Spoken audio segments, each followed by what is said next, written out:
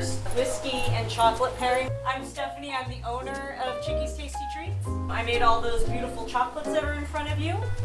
And this is Matt. We're from Big Plate Restaurant Supply, Jennifer and I. So we're big fans of all things food and drink. And I wanted to put something like this together, and I was asking around and everybody told me he was good at this. So, Four Roses. This is not a super complex one. It's thin, it's light, it's low proof. For the nose, with Four Roses, you typically get a lot of classic bourbon smells, the cedar, the oak, the fruits. Stephanie will tell you about the chocolate. Yeah, so the first one is a dark chocolate orange. So what I did was I took the dark chocolate ganache and we infused orange zest and orange juice in it to give it that orange bite.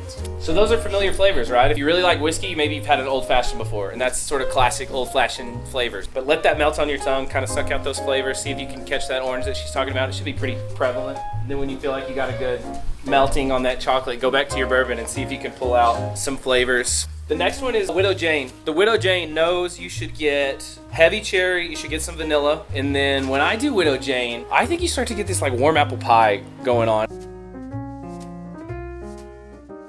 The next one might be a little difficult to bite because it's a cherry cordial and it might have a little liquid in there. Try to get some of that melting on your tongue and see if that cherry will kind of overwhelm you from the chocolate too. And then when you go back to the Widow Jane, that's all you can think of and taste. It won't taste like anything but cherries. So we are drinking Old Forester 1920. On your nose, I get some fruit, some banana. It's like a soured banana. Caramel should be a subtle but consistent note in Old Forester. Our next chocolate is a sea salt caramel and dark chocolate. So I love that she put salt on this chocolate because in general, salt brings out every other flavor that it's around. It's making the caramel pop more. She's a pro. Stephanie knows what she's doing. Okay, so last is Redbreast 12, which is an Irish whiskey.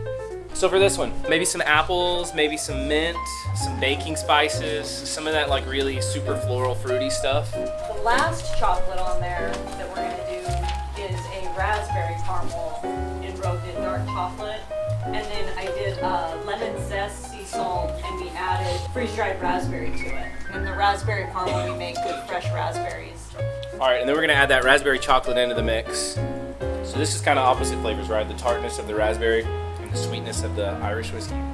So in theory, everything that Stephanie's created chocolate-wise should match up really, really well with what we've chosen for spirits.